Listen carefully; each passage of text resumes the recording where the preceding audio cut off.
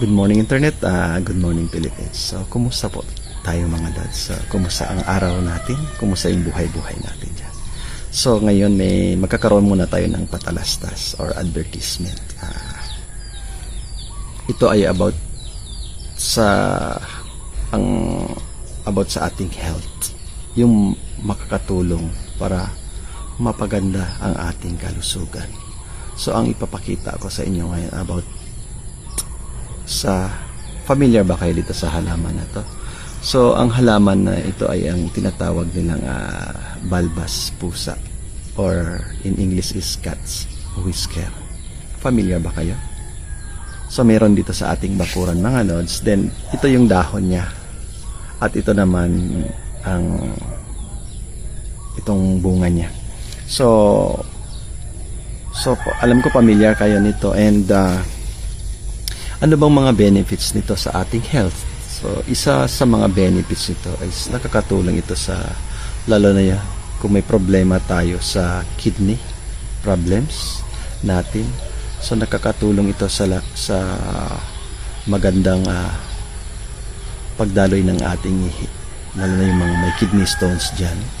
Then, second is yung mga may liver problems. So, alam naman natin yung liver, yun ay tagasala ng lahat ng chemical sa ating katawan. And bukod doon, sa mga taong may gout at rayuma, nakakatulong din ito sa pagbaba ng ating uric acid. Bukod doon, yung mga taong may yung mataas ang sugar level sa katawan, so nakakatulong din itong halaman mga lods. And base rin sa pag-aaral, itong halaman na ito, meron siyang katangian or may taglay siyang chemical na pwedeng labanan yung mga sinasabi nila mga may breast cancer, lalo na sa mga kababaihan. Nakakatulong din ito.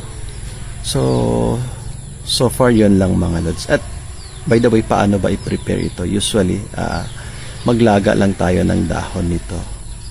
Then, after nun, ilaga. Kung medyo malala, pwede tayong uminom ng hanggang 3 drops a day.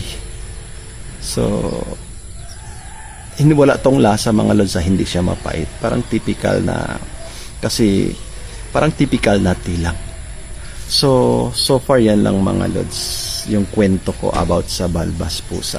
Pasensya na kayo mga lods, ngayong araw naging albularyo ako pansamantala. And tangkilikin natin itong mga lods. So magandang umaga at maraming salamat sa ating lahat.